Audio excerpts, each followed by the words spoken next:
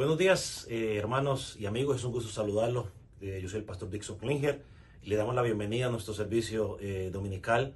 Gracias por vernos. Estamos estudiando el libro de Hebreos. Es un libro tremendo, es un libro glorioso, donde se nos presenta a Cristo como superior, superior a los profetas, superior a los ángeles, superior a todo. Así que queremos a través del estudio de este libro mostrar de que el pacto que Jesucristo trajo es superior a lo que había antes, es superior a lo que cualquier hombre te puede ofrecer. Así que te invito para que te quedes con nosotros, tomes nota de lo que estamos diciendo, tomes tu Biblia y en unos minutos comenzamos. Dios te bendiga.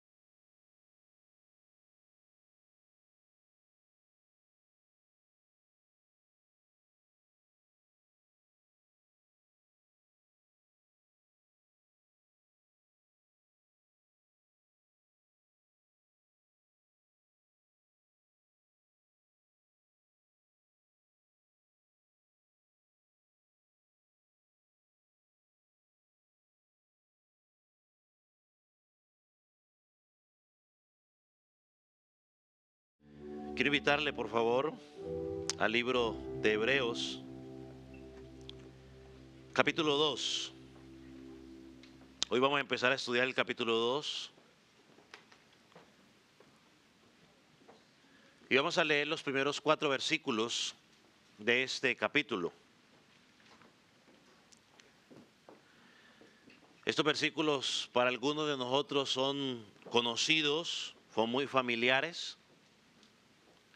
Para otros quizás no son tan familiares, es la primera vez que los van a leer.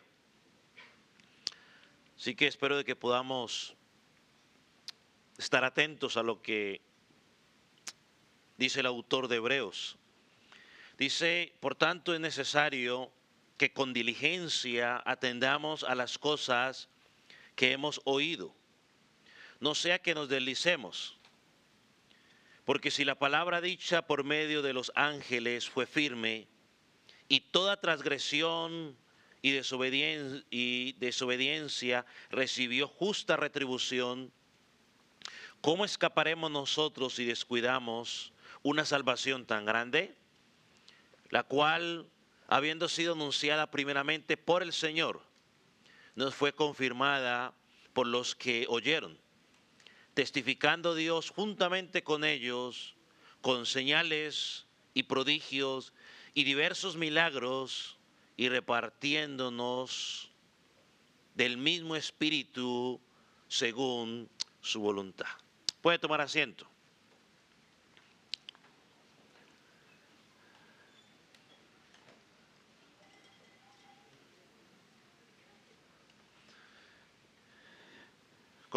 Podemos comenzar diciendo que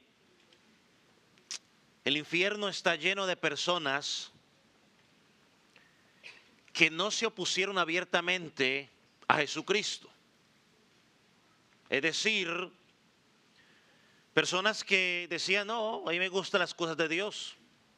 me gusta ir a la iglesia, me parece bien lo que dicen allí, pero que nunca respondieron al Evangelio. Les gustaba las cosas de Dios, les gustaba escuchar, pero nunca respondieron al Evangelio. Y creo que estas personas están presentadas en estos versículos que acabamos de leer.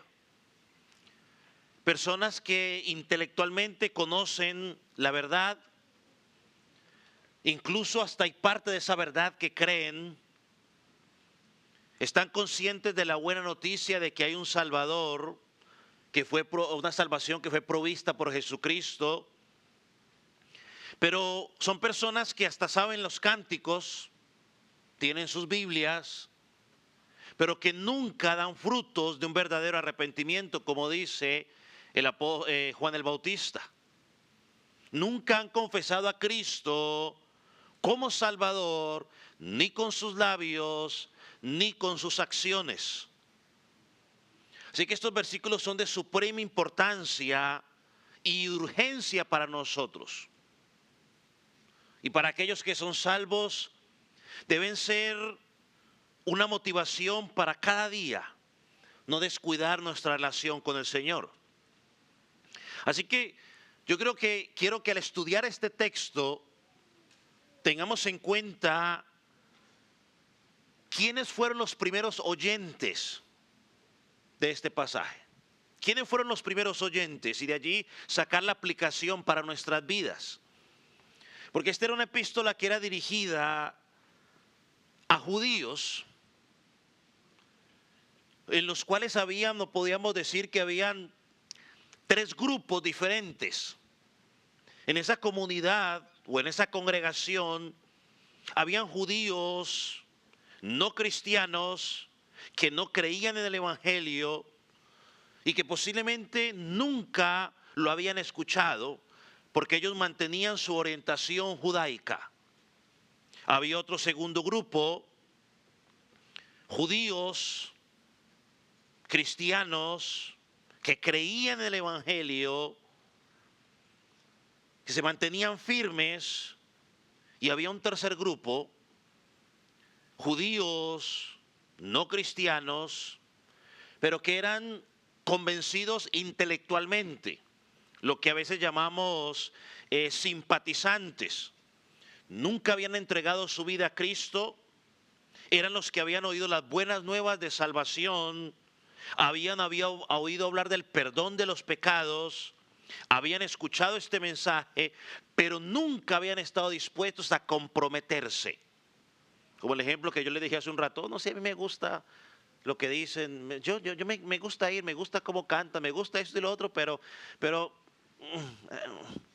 todavía no, estoy ahí, pero todavía no. Entonces la epístola apunta a esos grupos con el propósito del autor es mostrarles que Jesucristo es el autor de un nuevo pacto, del mejor pacto, que murió en la cruz, que derramó su sangre para el perdón de pecados y que al recibir ese perdón encuentra salvación. Pero al rechazarlo, al seguir ahí diciendo, sí me gusta, pero todavía no, vas a encontrar condenación. Ahora el autor no busca, porque él compara con el antiguo pacto, no busca decirles que el otro pacto era erróneo, sino que ese pacto era incompleto. Ese pacto se completaba ¿en quién? En Cristo. Ese pacto tenía el propósito de ir llevando a las personas al Mesías Jesucristo, aquel que con su sangre sellaría definitivamente el pacto de salvación. Solo en él se encuentra la salvación, no en las prácticas judaicas que ellos hacían anteriormente. Entonces por eso en estos primeros, y para lograr hacer esto, el autor en el capítulo 1, los primeros versículos, pues le muestra la superioridad de Cristo sobre los profetas y sobre todos los demás. Luego del versículo 4 al versículo 14 que ya estudiamos, les muestra la superioridad de Cristo sobre los ángeles. Y para ellos eran bien importantes los ángeles. Dice, Cristo es superior a ellos. Entonces Cristo es más grande que ellos, Cristo es el único que puede perdonar pecados, Cristo es Dios, Cristo es el creador, Cristo es el sustentador, Cristo es digno de toda la adoración. Eso es lo que el autor quería llevarlos. Y yo quiero que usted ponga esto bien en su mente y en su entendimiento. La palabra de Dios siempre exige una respuesta. ¿Tú qué me dices? No, sí, no me gusta, pero no. La palabra de Dios, cuando es predicada, siempre exige de ti una respuesta. Y todo el libro de Hebreos es una exhortación que va a demandar una respuesta.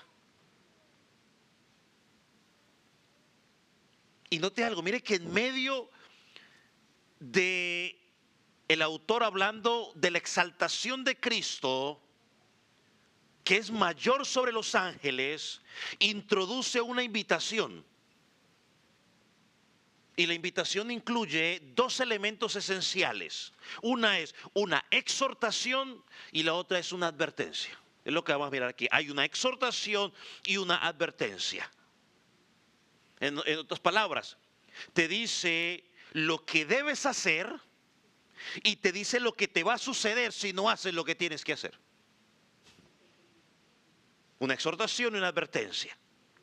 Y de hecho, esta es la primera de las 5 advertencias. Recuerda cuando hicimos la introducción que dijimos que el autor iba a presentar 5 grandes advertencias. Bueno, esta es la primera de esas 5 advertencias que encontramos en el libro de Hebreos.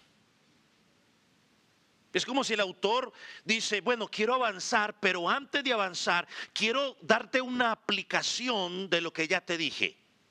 Ahora, ¿qué vas a hacer al respecto de lo que te dije? Ya te dije que Cristo es superior a los profetas, te dije que es superior a los ángeles. Bueno, ahora, ¿qué vas a hacer con eso que ya te dije? Sí, muy bonito, sí, pero ¿qué vas a hacer? ¿Lo vas a rechazar o lo vas a aceptar? Ahora, esta primera advertencia, nos encontramos una pregunta, pastor, ¿a quién va dirigida esa advertencia? Ahora, hay 3 grupos, ¿cierto? Tenemos que recordarlos. Ahora, yo creo que esa advertencia va dirigida a ese grupo en la congregación que estaba allí, intelectualmente conocían las cosas, les parecía bien, pero que todavía no habían entregado su vida a Cristo. Yo creo que ustedes y yo hemos conocido muchas de esas personas en las congregaciones y a lo largo de nuestra vida. Yo creo en Jesús, sí, Jesús es verdad, sí, yo creo que Jesús murió, me encanta escuchar las predicaciones cristianas, me gusta la música cristiana, pero mire, yo todavía no estoy listo para ese tipo de compromisos. Muchas de estas personas asisten a todas las iglesias todos los domingos. Muchos tienen sus Biblias, muchos hasta cantan, muchos saben buscar en la Escritura, pero no tienen un compromiso por Cristo. Alguien preguntará, pastor, ¿y esta advertencia no puede ser para los cristianos? Bueno, para los cristianos puede ser una motivación, para los que son verdaderamente salvos. ¿Por qué? Bueno, porque los que verdaderamente son salvos, dice la Escritura, se van a mantener desde el principio hasta el final. Para ellos es una palabra de afirmación. Así que nos queda este grupo de los que son los simpatizantes del Evangelio. Este grupo que cree que es salvo porque se congregan. Que cree que son salvos porque saben 2, 3 o 4 o 5 versículos. Creen que son salvos porque cantan. Creen que son salvos porque ellos dicen que Jesucristo murió por ellos, pero que cuando examinan sus vidas a la luz de la palabra, no hay frutos de un verdadero arrepentimiento. Este grupo es el más triste y el más peligroso, porque como creen que están bien, no buscan hacer nada. Yo se lo ilustro de esta manera, porque yo escuché una ilustración esta semana que me pareció interesante. Este pastor cuenta la historia de que estaba en su oficina y entró una prostituta a su oficina y le dijo: mire, pastor, necesito ayuda. Y él le dijo: bueno, supongo que sí.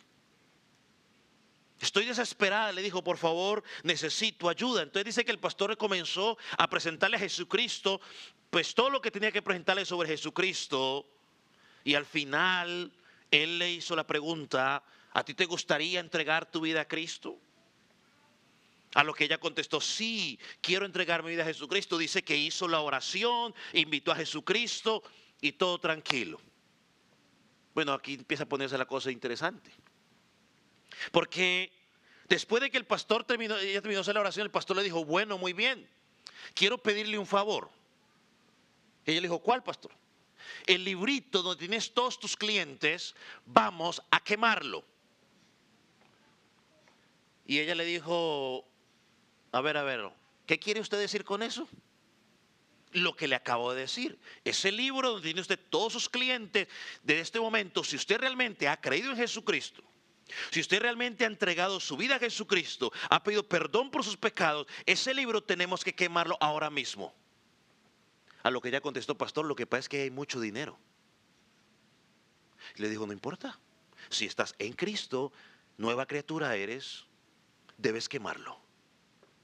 Y la mujer le dijo: yo no voy a quemar el libro. Entonces, lo cual significa de que realmente no quiero a Jesús ni tengo a Jesús en mi corazón. Muchas personas, cuando enfrentan el verdadero costo de seguir a Cristo, optan por continuar su vida de pecado. Prefieren seguir alejados. Muchos de ellos, aunque asisten a la iglesia local porque ya se acostumbraron a su obligación religiosa, cuando llega el momento del costo, no quieren seguir a Jesucristo. Y si ese es tu caso el día de hoy, es mejor que pongas atención a lo que el autor está diciendo en este pasaje. El pasaje lo vamos a dividir en dos secciones. Primero vamos a hablar de la exhortación y luego vamos a hablar de la motivación para prestar atención a la exhortación. Mira, el versículo comienza diciendo, el versículo 1: por tanto es necesario que con más diligencia atendamos a las cosas que hemos oído, no sea que nos deslicemos. La exhortación es el llamado que el autor nos da a prestar atención, es decir, tome todos sus sentidos y póngalos atentos a lo que está diciendo. Deje de hacer lo que está haciendo y ponga atención a lo que está diciendo el autor. Las personas en esta congregación debían atender en medio de tanto sufrimiento. Ellos los estaban persiguiendo, pónganse en los papeles de ellos. Ellos los estaban persiguiendo, se burlaban de ellos, les robaban sus posesiones, el gobierno les estaba quitando sus cosas, y a pesar de todo el autor le dice: pongan atención. Quizás algunos tenían hambre. Y le dice: pongan atención. Y recuerde, no solo se trata cuando dice, por lo tanto es necesario que con diligencia atendamos a todas las cosas que hemos oído. No solamente habla a lo que ya les habló en el capítulo 1 para nosotros, sino a todo el mensaje del Evangelio.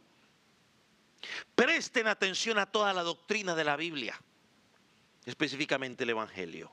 A todo lo que has escuchado cada vez que te reúnes como iglesia, estimado amigo que estás sin Cristo y que nos visitas en varias ocasiones, los niños, los jóvenes, los adultos. El autor dice: pon atención a todo lo que has oído del Evangelio. Y mire que la exhortación es hacerlo diligentemente. Es decir, no es es decir, con toda la concentración posible. Es con toda la concentración posible. Con prontitud.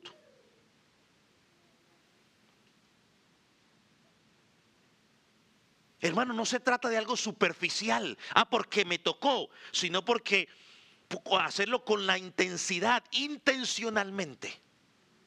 Aquí hay una pregunta. ¿Qué riesgo lleva o conlleva la falta de diligencia en esa tarea? ¿Qué consecuencias puedo tener ignorar la palabra de Dios? Mire, no a mí que estoy aquí hablando, sino ignorar la palabra de Dios. Si yo le estuviera contando no sé cuentos, pues ignore. Pero si es la palabra de Dios, ¿qué consecuencias puede traer ignorar la palabra de Dios o descuidar el evangelio que me están predicando? ¿Qué consecuencias?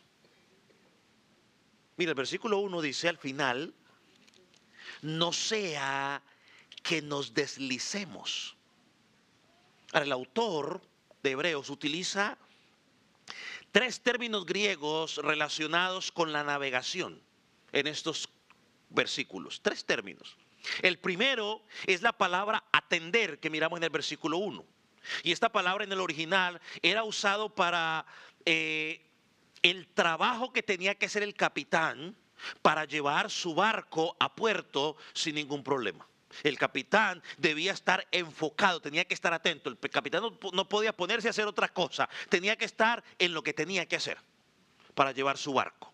Esa es atender. La segunda palabra es la que acabamos de leer, es el deslizar. En el original se utilizaba para aquellos barcos que perdían su rumbo y que se desviaban del camino. Ahora que estuve en New Jersey, salimos caminando por la parte, iba con el hijo mío y estábamos mirando unos botes y yo siempre tenía la idea de que pues, los botes los tenían, ¿no?, con una sola ramadija así. No, pero ahí nos dimos cuenta, o menos yo lo noté, como ya sabía que iba a predicar esto, estaba mirando con mayor atención. Entonces, por cada esquina tenían amarrados los benditos barcos esos. Y allá le habían puesto otra cosa así, para que el agua no se los llevara. Yo ahí me acordé de lo que dice el apóstol Pablo. El que cree que esté firme, mire que no caiga. Ah, no, yo soy maduro, yo soy esto, yo soy lo otro, acá. Y eso es descuidarnos. El que cree que está firme, el maduro dice, no, porque yo sé que me puedo deslizar, mejor me amarro. Lo tenían bien amarrados, y no eran cordones de zapatos o, ¿cómo es que llaman los mexicanos a eso? Cintas de zapatos. Agujetas, esa fue la palabra. No, eran lazos gruesitos. Y el tercer término náutico que se utilizaba ahí está en el versículo 2, que es la palabra firme, y que se utilizaba para el ancla. Es decir, que el barco era tirada esa ancla, y todos lo conocemos, para mantener al barco firme, para que la corriente no lo mueva. Esos son los 3 términos. Entonces, el peligro de no ser diligentes en prestar atención a la palabra de Dios día tras día o al evangelio que nos es predicado es que podemos desviar nuestro rumbo. Hay mucha gente desviada en su rumbo porque no presta atención al evangelio. Es quedarnos a la deriva, es decir, ahí en el agua para ir para acá sin saber para dónde voy. Y la última es no estar anclados en la fe de Jesucristo que nos fue predicada. Si no prestas atención a la predicación, tendrás consecuencias, no para mí, la consecuencia es para ti. Las consecuencias son personales. Si yo no pongo atención, la consecuencia la tendré yo. Volvemos a lo que decía Santiago, que estudiamos hace poco. El que escuche la palabra, el evangelio, y no hace nada con esa palabra, con el evangelio, se está engañando, vive a la deriva. Y si la muerte te sorprende, dice la palabra, encontrarás condenación eterna. Ahora, ¿cómo ocurre ese deslizamiento? Sería la pregunta que tenemos que hacernos. ¿Qué es lo que pasa para que terminemos a la deriva, por así decirlo espiritualmente? Bueno, creo que en la exhortación encontramos por qué pasa. Si la exhortación es que seamos cuidadosos en prestar atención a la palabra de Dios, entonces la manera en que alguien se desvía es la negligencia. Es cuando yo dejo de prestar atención a lo que dice la palabra. Es cuando yo digo, bueno, hoy no leo, mañana sí. Hoy ni mañana dice, bueno, mañana leo, mañana y mañana es mañana. No, no, cuando esté listo, hoy no estoy listo y hoy no estoy listo y entonces pasan los años y no está listo. Bueno, me descuido. Eso es descuidarse.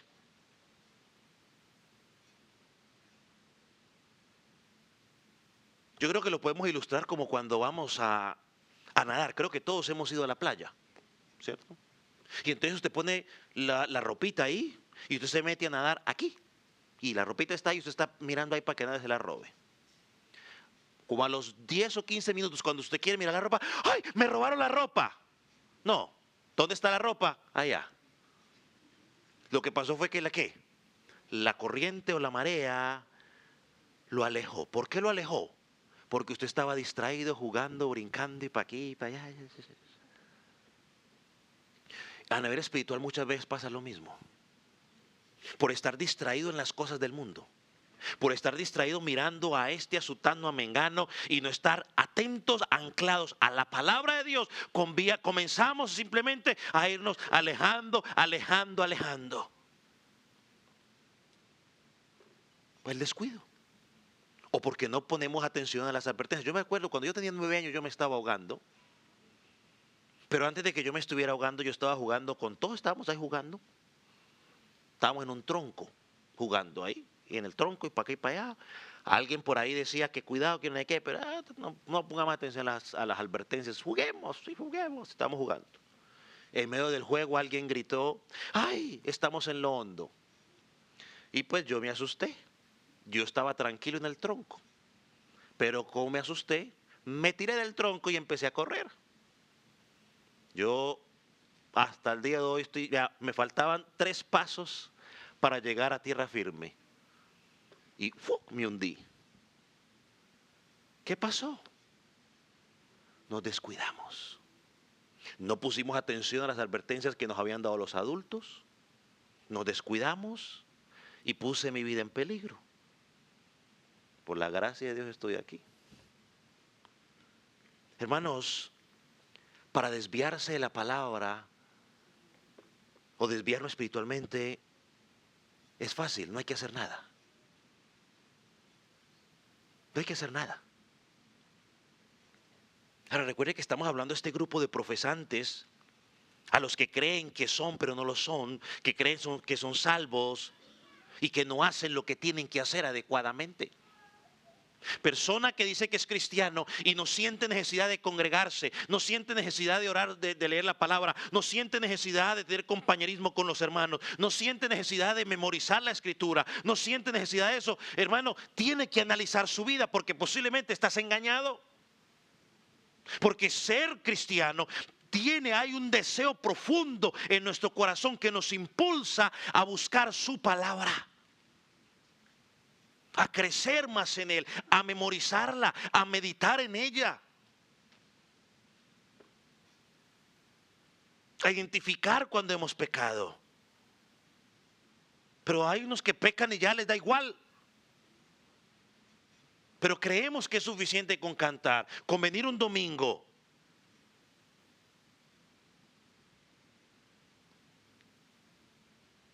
Dejamos de prestar atención a lo que importa y empezamos a prestar atención a otras cosas que no tienen nada que ver con la palabra de Dios. Entonces el autor desea mostrarnos en esta exhortación, y te lo digo a ti que te congregas en esta congregación, o que nos estás visitando el día de hoy. Hay 2 opciones, o nosotros estamos cerca de Cristo o estamos alejándonos de Él, no hay más. Y esa es la pregunta que tienes que hacerte tú en este momento. Cuando piensas, no sea que nos deslicemos, pregúntate a ti mismo. Oiga, me pregunto a mí mismo. ¿Me estoy yo acercando a Cristo? ¿O yo cada día me estoy alejando más de Él? Pastor, yo voy todos los domingos. No, yo no estoy hablando de que vengas todos los domingos. Estoy hablando de en tu relación con Él. ¿Realmente estás acercando a Él? ¿O te estás alejando? Cada día tienen más pasión por buscarle, por servirle, porque Él pida lo que diga para que tú lo hagas. ¿O eres de lo que simplemente dice, bueno, yo con que vaya el domingo es suficiente para mí? Amigo, no hay más opción. O usted se está acercando a Cristo o se está alejando de Él. Si usted no está siguiendo a Cristo con todas sus fuerzas, se está alejando de Él. Por eso es tan importante la advertencia que encontramos aquí de este autor para la primera congregación y para nosotros. Si no estás siguiendo a Cristo con todas tus fuerzas, te estás desviando. Y es bueno que evidencies, que analices tu vida, porque puede ser un síntoma de que quizás no estás en Cristo. Porque una de las características de aquel que está en Cristo es que persevera hasta el final. Pastor, pero ¿cómo puede ser posible? Bueno, pregúntele a Judas. Judas estuvo con Jesús. Judas hasta evangelizó, fue en el grupo de 2. Judas vio milagros. Judas vio una cantidad de cosas. Estuvo allí. Fue identificado como los 12 apóstoles, nada más y nada menos. ¿Dónde está Judas? ¿En el cielo? Judas se condenó. Hay otro ejemplo, pues, si no quiere Judas, Demas.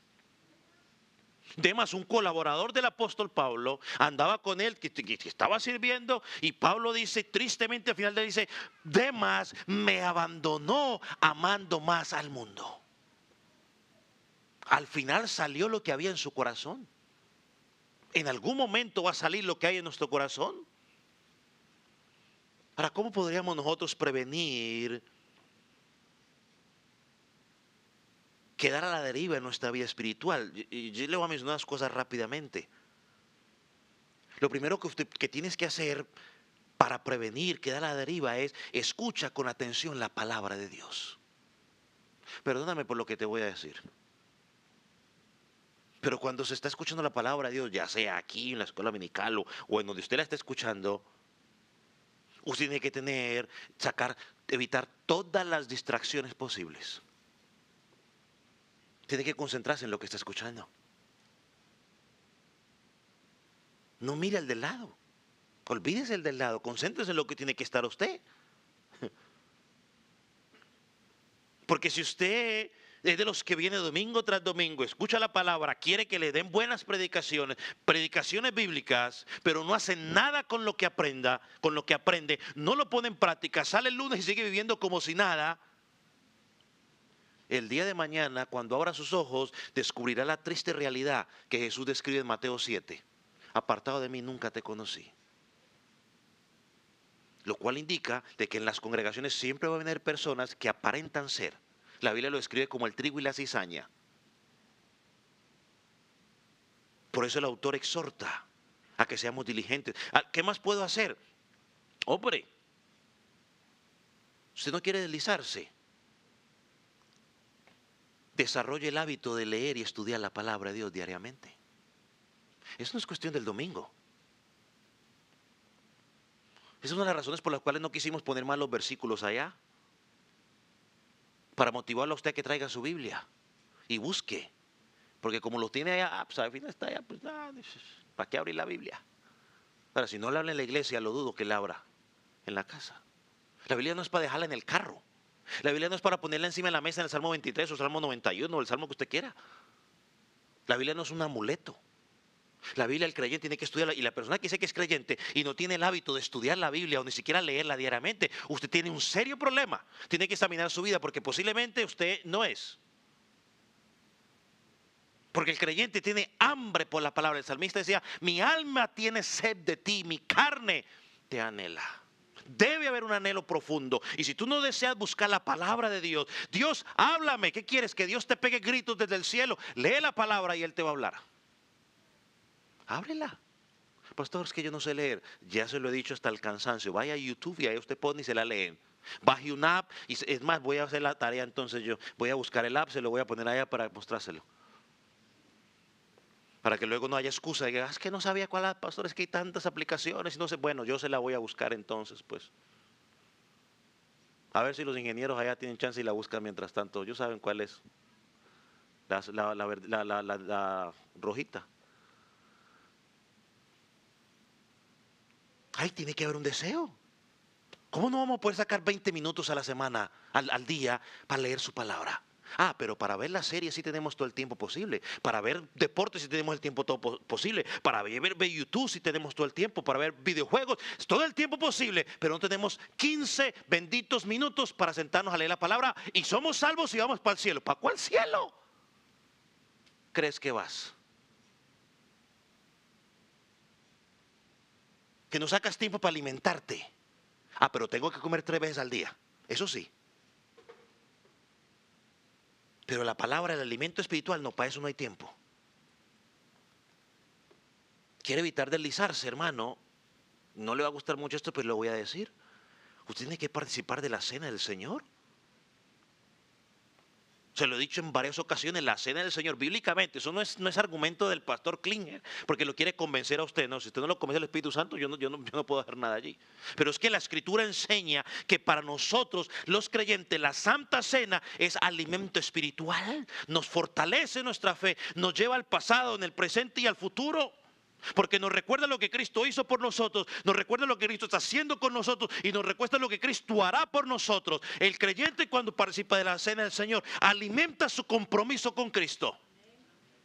Yo no creo en ese cuento de que el creyente dice: pastor, es que no estoy bien espiritualmente. Pues entonces, mijo, ¿qué está esperando?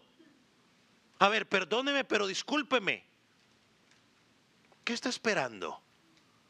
Si sabe que está mal espiritualmente, ¿qué está esperando? Y pasan los meses.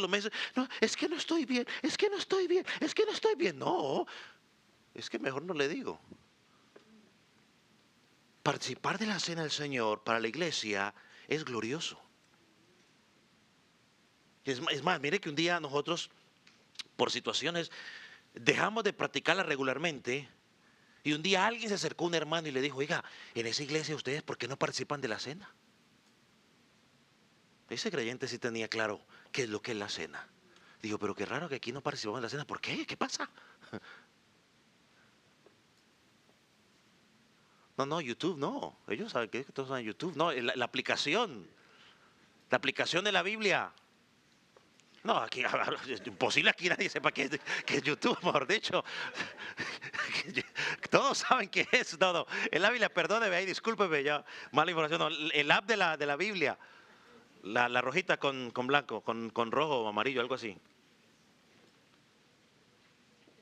Hermano, la iglesia debe tener esa pasión. Tercero o cuarto, ya no sé en cuál voy. Mi hermano, parte de no deslizarnos es pertenecer a una iglesia local. La iglesia es el cuerpo de Cristo. No somos llaneros solitarios. Ese cuento de que yo puedo ser cristiano desde mi casa, no, si está enfermo, está de vacaciones, está sociedad todavía. Pero todo creyente tiene que pertenecer a una iglesia local. Y pertenecer a una iglesia local y ser miembro no es simplemente decir: sí, yo voy ahí. No, es estar activamente en esa congregación haciendo algo por Cristo. Tomando mis dones y desarrollándolos para Cristo. Quinto lugar. Hombre, la iglesia tiene que participar, o el creyente tiene que participar de los cultos de oración. ¿No quiere deslizarse? Pues ore.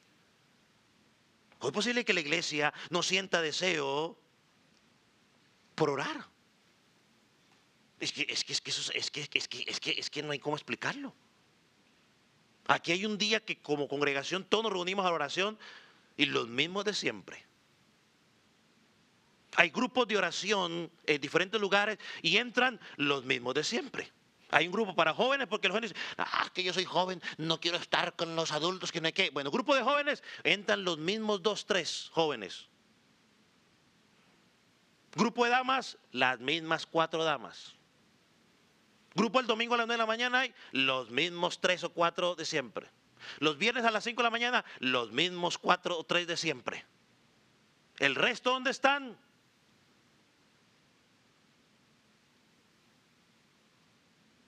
Oh, pastor, yo tengo mi vida privada de oración. Bueno, ¿y por qué cuando el pueblo de Dios se reúne a orar y eres parte de esa iglesia y dice: oh, el pueblo de hoy está orando, me voy a unir a esa oración? Esa mera, busque esa, vea, Holy Bible en su aplicación y la baja y esa se la lee en inglés, en español.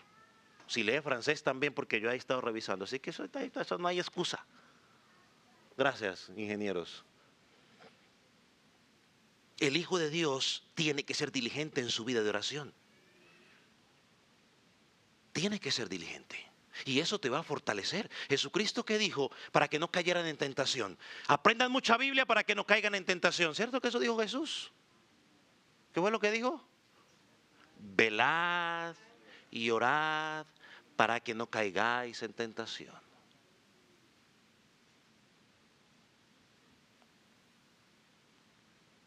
Lo segundo que miramos en esta exhortación es la motivación.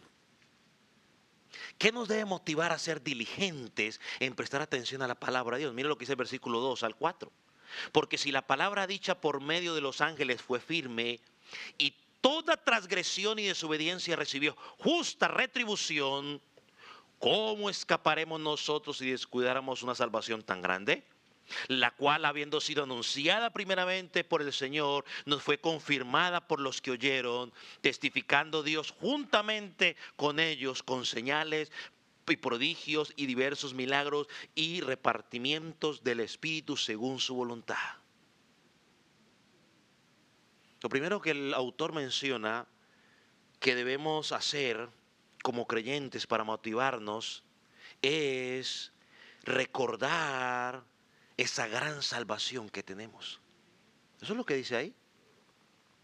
¿Cómo descuidamos, cómo escaparemos nosotros si descuidamos una salvación tan grande? Esa es la motivación del creyente. Si se ha puesto a pensar en la salvación tan grande que usted tiene. Y estimado amigo que escucha cada 8 días hablando al pastor que salvo, que salvo, que salvo, ¿usted no ha pensado en esa grandeza de esa salvación? Mire, lo primero para pensar lo grande que es la salvación es pensar o meditar en cómo nos encontrábamos tú y yo antes de ser salvos. Amigo que estás en Cristo, déjame decirte algo. Tú que estás en Cristo, tú no eres tan buena persona como tú piensas que eres. No. Tú no eres tan buena persona como tú piensas que eres. Y todos los que estamos ya en Cristo también sabemos que que antes de ser salvos no éramos esas buenas personas que nosotros pensábamos que éramos. La Biblia dice en Efesios capítulo 2 que vivíamos bajo el justo juicio de Dios y vivíamos sin esperanza. La persona que dice, bueno, pues cuando todo se acabe, no. Vive sin esperanza. El creyente vive con esperanza. ¿Cuál? Que un día va a morir y que Jesucristo vendrá por él y que lo que va a pasar en la eternidad es mucho mejor que lo que está pasando aquí. Y eso lo motiva a seguir adelante. Nosotros habíamos transgredido la ley de Dios, desobedecíamos la ley de Dios y merecíamos la retribución justa y santa de Dios. Lo segundo que nos dice el pasaje, o que podemos sacar, o que hace que la salvación sea grande, es por medio de quién hemos escapado de la ira de Dios. Y está implícito el versículo, porque el versículo dice, al principio del versículo 1 dice, por tanto, o lo que el autor está diciendo, por esta razón, es necesario que con diligencia atiendas a las cosas que han oído. ¿Qué es lo que el autor, por ejemplo, les acaba de decir a estos hermanos en referencia a Jesucristo? Porque todo lo que Jesucristo les dice que hizo, no solamente lo que Jesucristo es, sino lo que Jesucristo hizo. Jesucristo tomó el lugar que nos pertenecía a nosotros. Eso debe motivar al creyente. La motivación del creyente no está en que le eche una llamadita, en que le den un like en las redes sociales o que en alguien comparta lo que usted compartió. Esa no es la motivación del creyente, por amor a Dios. La motivación del creyente para mantenerse firme es lo que Cristo ya hizo. Es que yo no me congrego porque el pastor no me llama y tiene que llamarme cada 8 días para ver si voy a la iglesia. ¿A poco su jefe lo llama a usted todos los días para decir si va a ir a trabajar? Ya está listo para venir. Recuerde que a las 8 entramos. ¿Ya viene? No, usted va ¿por qué? Porque tiene una motivación y tiene una necesidad. ¿Cuál es su motivación? El cheque al final de la semana.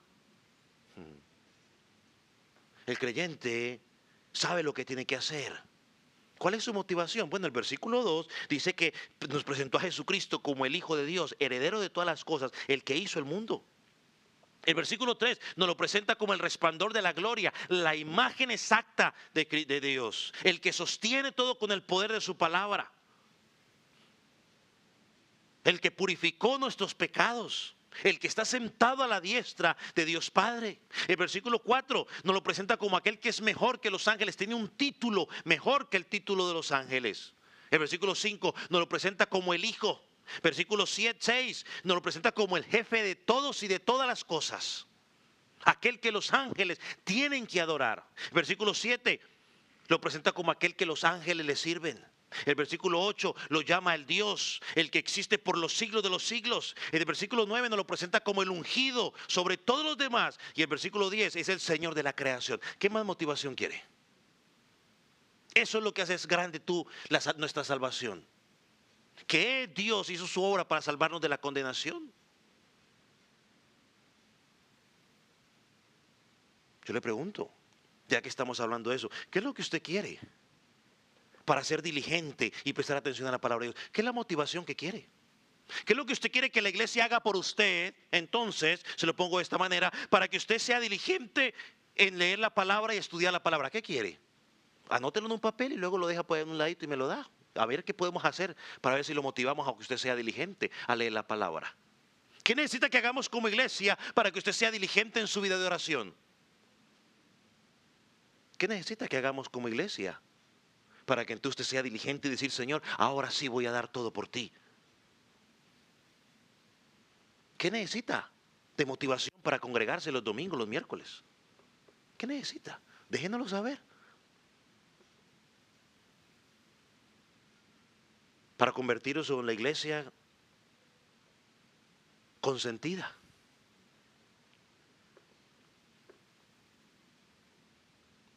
El autor motiva a la iglesia con el evangelio.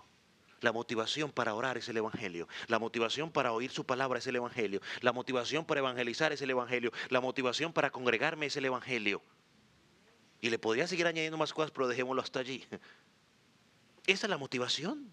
Pensar en la gran salvación. ¿De dónde me sacó Dios? ¿De dónde te sacó? Y no me diga que hay que pensar únicamente en los asesinos. No, ¿de dónde te sacó? Te sacó de tus delitos y pecados, de la condenación. ¿Y dónde te puso? Te puso en la luz admirable, te puso en el camino de salvación. De ahí te sacó. Eso es suficiente motivación para decir, Señor, yo quiero dar todo por ti. Usted recuerda, o de pronto no lo recuerda, pero yo digo, el ex endemoniado Gadareno. ¿De dónde lo sacó Jesús? Estaba ahí, vivía desnudo, nadie quería nada con él. Y cuando Jesús lo salvó, lo restauró, este hombre le dijo a Jesús, Jesús, me voy contigo.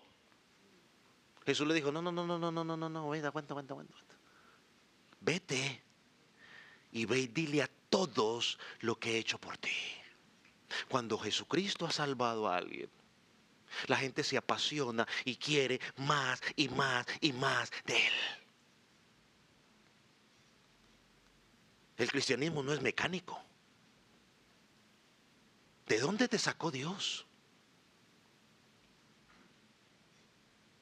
Esa debe ser tu suficiente motivación. La segunda motivación que da el autor para que seamos diligentes en este pasaje, atentos a la palabra de Dios, hermanos, es la realidad de que hay una retribución divina. Hay una consecuencia. Miren lo que dice el versículo 2. Porque si la palabra dicha por medio de los ángeles fue firme, es decir, se cumplió, toda transgresión y desobediencia recibió ¿qué? Justa retribución. ¿Cómo escaparemos nosotros si descuidamos una salvación tan grande? O yo te pregunto a ti que escuchas el evangelio y no respondes, ¿cómo vas a escapar si estás escuchando el evangelio y sigues haciendo oídos sordos a ese evangelio? ¿Cómo? Esa es la otra motivación. El evangelio requiere una respuesta de ti. Si te descuidas, ¿qué dice ahí? Es decir, si tú rechazas el evangelio, no, eso es locura, yo estoy bien así, yo tengo mi religión, vas a recibir, dice el pasaje, la justa retribución de parte de Dios. Los rabinos, como mencionamos hace unos días, ellos enseñaban, ¿no?, que los ángeles habían dado la ley de Dios a Israel en su propia autoridad. Es una de las cosas que ellos decían. Cuando miramos la escritura nos enseña, los pone por ejemplo en Hechos capítulo 7, nos dice por ejemplo, Esteban antes de ser apedreado dio este discurso o su sermón a los líderes religiosos judíos, le dijo: vosotros que recibisteis la ley por disposición de ángeles. En Gálatas 3:19, el apóstol Pablo también habla de lo mismo y dice lo siguiente, voy a leer un poco rápido. Entonces, ¿para qué sirve la ley? Fue añadida a causa de las transgresiones hasta que viniese la simiente a quien fue hecha la promesa y fue ordenada por medio de ángeles en mano de un mediador. Ahora, lo que debemos entender no es que los ángeles dieron la ley en su propia autoridad como pensaban los rabinos, sino que ellos, porque ellos no tienen ninguna autoridad, ellos dieron la ley a Israel por autoridad de Dios, es decir, en representación de Dios. Pero lo que el autor quiere, él no está discutiendo ese punto, sino que lo que el autor quiere enfocar allí es que si esa ley que fue mediada por los ángeles fue firme, y fue firme porque venía de parte de Dios, y toda transgresión, aquí está el agua,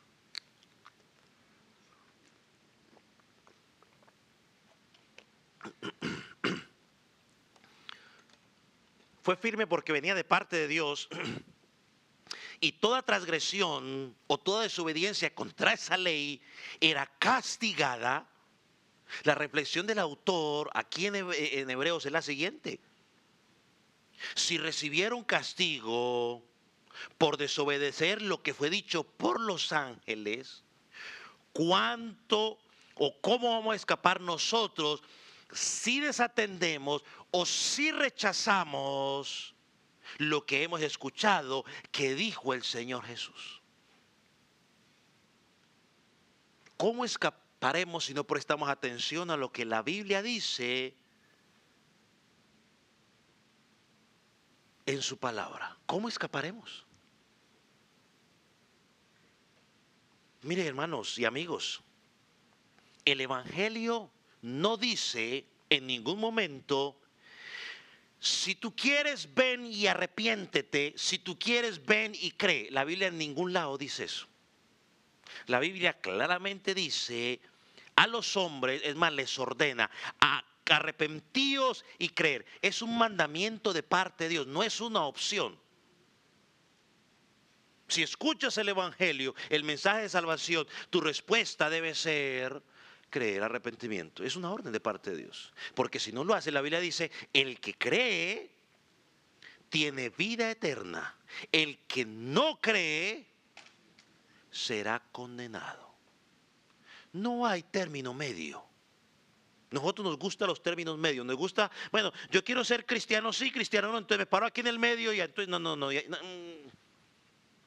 Si crees eres salvo, si no crees, dice, ya eres condenado.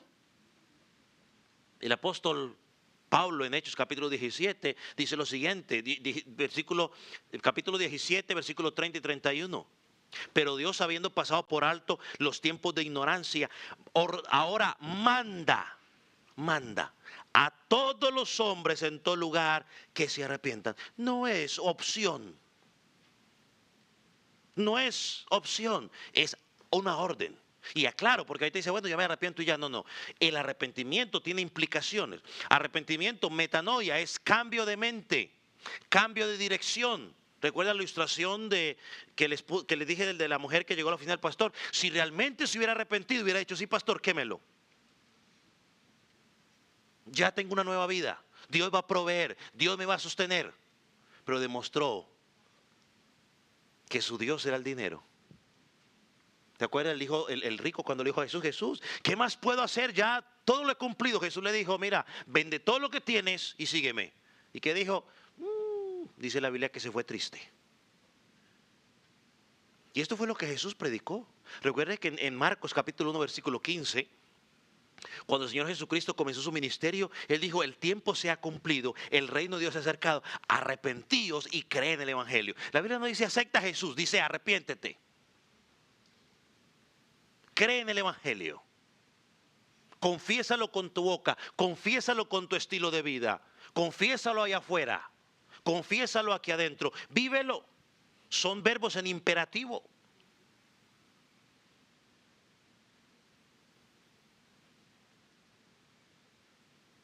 Mira lo que dice el versículo 3 y creo que está en el versículo 3 y 4.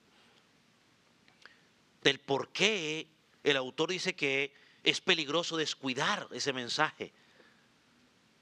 Porque fue anunciada primeramente por el Señor. Fue proclamada y predicada por Él. Entonces el desobedecer la invitación a la salvación no es al pastor, no es a la persona que está enseñando. ¿Es a quién? Es a Cristo mismo. Es a Cristo mismo.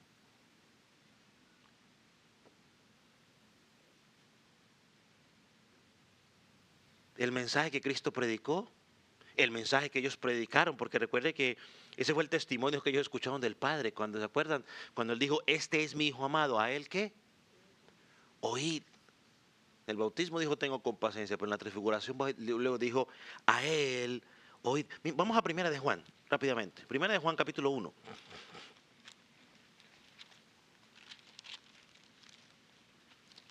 Primera de Juan, capítulo 1, versículo 1 en adelante. Voy a leer rápido. Miren lo que dice.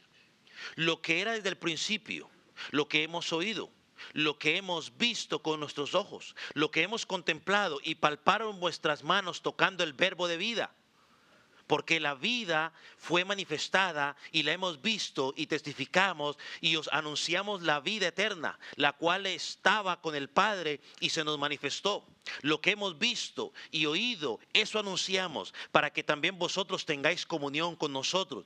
Y nuestra comunión verdadera con el Padre y con su Hijo Jesucristo, estas cosas os escribo para que vuestro gozo sea cumplido. Lo que ellos han oído, lo predicaron. Dice el versículo 4 en Hebreos, testificando con señales y con prodigios, diversos milagros y repartimiento del Espíritu Santo según su voluntad. Cuando los apóstoles comenzaron a predicar el Evangelio, Dios testificó que el mensaje que ellos estaban predicando era válido a través de respaldarlo con los milagros y las sanidades que Él hacía a través de ellos. Por eso la Biblia dice que cuando Pedro caminaba hasta con la sombra, los enfermos eran sanados. Dios estaba testificando que lo que ellos estaban enseñando era verdadero. Entonces ahorita le está diciendo, no podemos rechazar ese mensaje porque es verdadero. Yo le decía a los matrimonios y le digo hoy a ustedes, amigos que están sin Cristo, todo lo que está pasando en el mundo, trae mezcla de sentimientos en nuestras vidas, pero una de las cosas que hace es que nos confirma que lo que Dios dijo en su palabra es verdad, porque todo lo que está diciendo se está cumpliendo al pie de la letra. Por lo tanto, estimado, si tú sigues rechazando el mensaje de salvación, no va a haber forma que escapes. Porque es que el único camino a la vida es Jesucristo.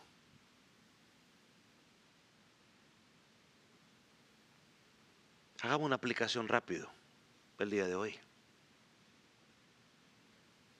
Nosotros quizás en cierta manera no estamos experimentando lo que está experimentando esta congregación. No nos están quitando las cosas, no nos maltratan, no nos prohíben reunirnos. No nos están metiendo a las cárceles por predicar el Evangelio. No nos están golpeando. Pero muchas de las comodidades que tenemos nosotros nos están distrayendo de nuestra responsabilidad. Satanás es experto en distraernos de las cosas, usar las cosas del mundo para distraernos, para que no hagamos lo que tenemos que hacer. Su meta es quitar nuestra atención de Cristo para que empecemos a mirar otras cosas. Él sabe cómo te puede distraer a ti. Él sabe. Y es bueno que como iglesia podamos despertar la realidad y examinar nuestra vida y preguntarnos cómo estamos, cómo estoy. Porque a nuestros celulares al televisor, a nuestro deporte, a lo que nos gusta le dedicamos mucho tiempo, pero cuando se trata de la palabra nos da sueño, estamos cansados.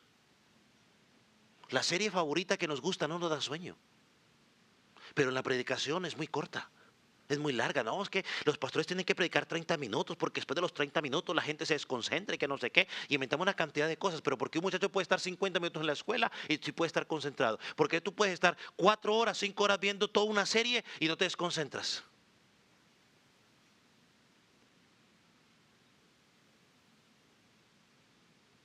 Nos cansan las cosas espirituales.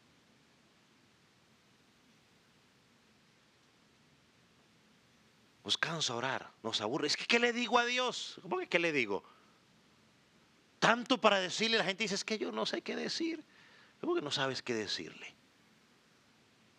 Sí, váyale a la oración del Padre Nuestro, no para que empiece a repetirla como lo oró, sino que encuentre allí todo lo que le puede decir. Lo puede exaltar, le puede dar acción de gracias, le puede pedir por las peticiones, le puede pedir por alimentación, le puede orar por los otros. O sea, por tanta cosa que hay por la que hay que orar. ¿Cómo que no sabe qué decirle?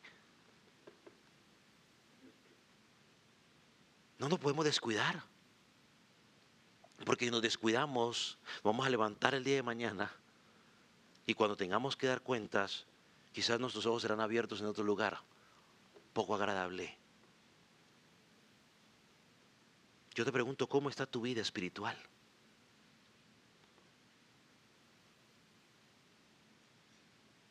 Hoy estás más cerca de Cristo que ayer. Si tuvieras que preguntarte a ti mismo, ¿cuánto he crecido espiritualmente en estos 8 meses de este año? ¿Qué te contestarías? ¿Sientes que tienes más hambre y más pasión por el Señor? ¿O estás ahí simplemente, bueno, yo voy porque pues ya me acostumbré a ir? ¿Cómo está tu vida con la palabra? ¿La estás leyendo o la estás escuchando? ¿O solamente la abres los domingos cuando vienes aquí? El resto de la semana está en tu carro aguantando calor. ¿O eres tú de los que están atentos a todo lo que pasa alrededor menos en lo que tú tienes que hacer? Hay una ilustración de un pastor, de una mujer que fue el hijo del pastor, o una persona le dijo al pastor, pastor, me voy de la iglesia. ¿Y por qué se va a ir? Porque estoy cansada de tanto problema que hay en la congregación. Le dijo, sí. Le dijo, ok, está bien, hermana, que le vaya bien, pero antes de irse quiero pedirle un favor. Sí, pastor, dígame, el último. Y luego se va. Mire, tome este vaso con agua y dé una vuelta a la iglesia mientras la gente se... Y toda la persona se fue y dio la vuelta. Pero que no se le caiga nada. Y cuando llegó, le dijo, sí, pastor, ya lo logró, sí, dice, y vio a alguien haciendo todo lo que usted me dijo, por lo cual se va a ir. No, no lo vi porque estaba tan preocupada por esto que no me enteré. Bueno, le dijo, ocúpese de lo suyo. Debe estar mirando al otro. Ocúpese de lo suyo. Hermano, esto usted está más cerca. Y si no está más cerca, pregúntese, ¿por qué me estoy alejando de Cristo? Usted no está alejando de la iglesia. Te estás alejando de Cristo. Y como te alejaste de Cristo, se está manifestando en que ya no tienes deseo de estar con la iglesia. ¿Sí me explico? Si tú no quieres pasar tiempo con la iglesia, no quieres coinonía con la iglesia, no quieres congregarte con la iglesia, no te engañes en decir que tú tienes una relación profunda con Cristo en tu casa, porque es mentira. Porque si tú tienes una relación profunda con Cristo en tu casa, la consecuencia inmediata esa es que tú quieres estar con la esposa de Cristo. ¿Quién es la esposa de Cristo? La iglesia. Pero si tú no quieres nada con la iglesia de Cristo, tu relación con Cristo está pésima, está en bancarrota. Amigo, y tú que estás sin Cristo, que nos visitas hoy, o llevas ya tiempo visitándonos, tú niño, que eres hijo de un creyente y crees que eres creyente porque tu papá es creyente, no te engañes. Déjame decirte que solo Cristo puede salvarte. Si tú reconoces tu pecaminosidad delante de ti, delante de Él. Si tú reconoces que has pecado contra Él y vienes a Él en fe y en arrepentimiento, Él te va a perdonar y te va a dar una nueva vida. Te va a afirmar, te va a afianzar. Y el día de mañana te va a decir, entra en el gozo de tu Señor. Oh, amigo, pero tú sigues rechazando el evangelio. Que porque el pastor esto, que porque el vecino esto, que porque esto y lo otro, que porque roban, que porque esto y lo otro. Si lo sigues rechazando, podrá ser excusa para ti, pero el día de mañana Jesucristo te va a decir: apartado de mí, nunca te conocí, hacedor de maldad. Entra al lago de fuego. Solo hay dos lugares: la presencia del Señor o el infierno, el castigo eterno. La Biblia requiere hacer algo con el mensaje. ¿Qué vas a hacer tú? Si tú consideras que lo que se dijo durante esta hora es pura palabrería del hombre, échalo a la basura y sigue tu vida tranquila. Pero si tú consideras que fue Dios el que habló a tu vida, Dios te dice: tienes que hacer algo. Vamos a orar, póngase sobre sus pies.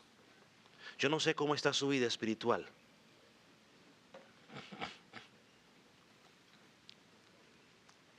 Pero yo quiero que en base a lo que usted entendió, usted examine su vida, allí donde usted está.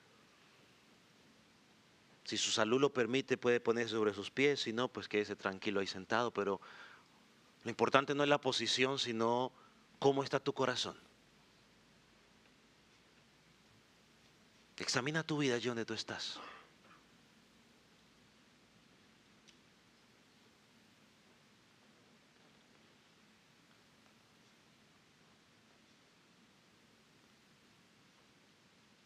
¿Cómo ves tu vida estos últimos 8 meses de este año, del 24? ¿Cómo está tu vida de lectura?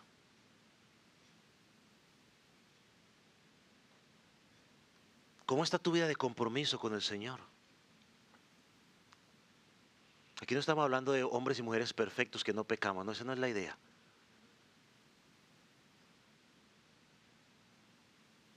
¿Tú consideras que cada día en realidad te estás acercando más a Él, tu relación con Él es más íntima?